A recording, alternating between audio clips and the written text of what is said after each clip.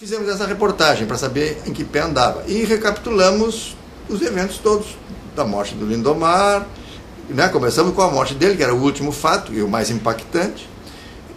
Contamos a morte da moça e o caso da CE, que estava em aberto. A primeira CPI no Brasil a apontar os corruptores, as 11 empresas. E são grandes empresas, São Camargo Correia, a Alstom, Lorenzetti, várias, posso ler a lista inteira delas, né? São multinacionais algumas e outras grandes empreiteiras e fornecedoras de equipamentos elétricos. O valor da fraude, que foi ajuizada na época, em 96, foi avaliada em 78 milhões e uns quebradinhos de reais. Se botar no Google e pegar ali aquele critério de cálculo que a Justiça usa, dá entre 600 e 800 milhões de reais. É uma fraude gigantesca, né? Várias vezes o mensalão, várias vezes 20 vezes esse Detran aqui do Rio Grande do Sul, que é tão famoso.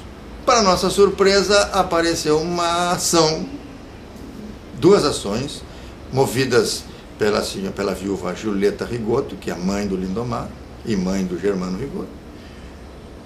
Uma ação de criminal por calúnia e difamação, né, contra o autor da matéria, que no caso era eu que assinava, eu não fiz sozinho a matéria era eu que assinava, eu o responsável principal pelo texto final e tudo. E a outra contra a empresa, a editora do jornal, uma ação civil por danos morais. Essas ações foram, em 6 meses, elas estavam resolvidas. A ação criminal, a juíza deu uma sentença em primeira instância, dizendo que a matéria não tinha nada demais, que a matéria era verdadeira, que não era sensacionalista, que não ofendia ninguém e que tratava de um assunto inequivocamente de interesse público. Então, quer dizer, tinha todos os elementos de uma boa e clássica reportagem, não tinha nada demais. Então, absolveu o autor da matéria. E foi recurso de segundo grau, teve o mesmo resultado, teve a mesma sentença, praticamente repetiu a sentença da juíza de primeiro grau. A ação, e aí morreu a ação, eles tentaram um recurso mais superior, não foi nem acolhido. Aí morreu a ação criminal.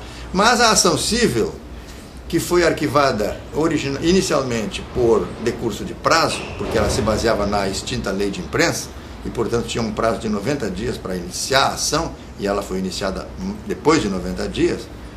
Então a alegação do advogado inicial foi essa: olha, já está fora do prazo. E o juiz acolheu e mandou arquivar.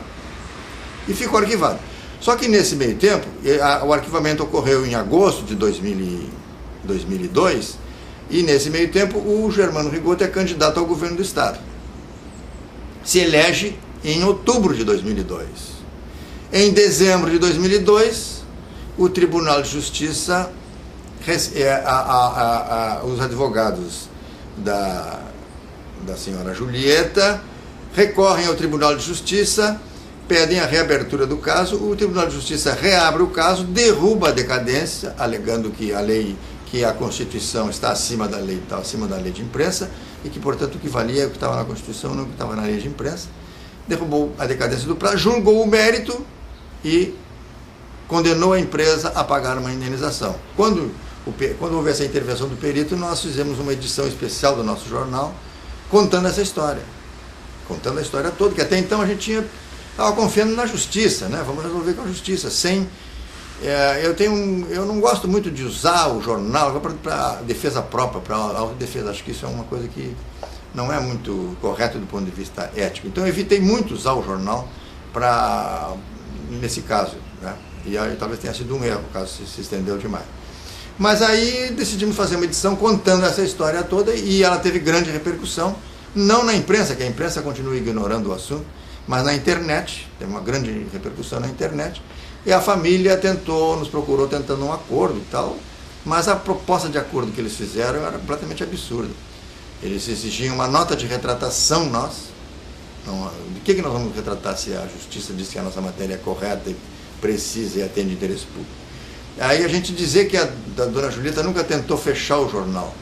Bom, mesmo que ela não tivesse a intenção de fechar o jornal, todas as consequências desse processo estavam levando o jornal ao fechamento, isso eu não podia dizer. E uma terceira exigência deles, completamente descabida, era recolhermos o jornal, esse jornal que está ali, que com essa edição, recolher o jornal das bancas para não causar um estrago maior. Só que, sabe, um absurdo. Então não houve entendimento.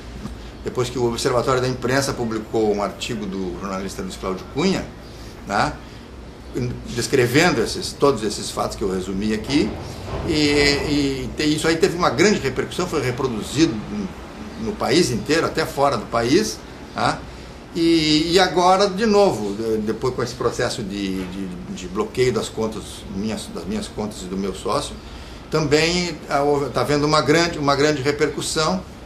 Ainda tem sensibilidade viva no país para essas barbaridades, né? Então eu acho que o jornal vai resistir. O jornal ele é um jornal de resistência, toda essa história é uma história de resistência. Ele surgiu para se contrapor a uma situação de virtual monopólio da imprensa que tinha aqui no Estado, né?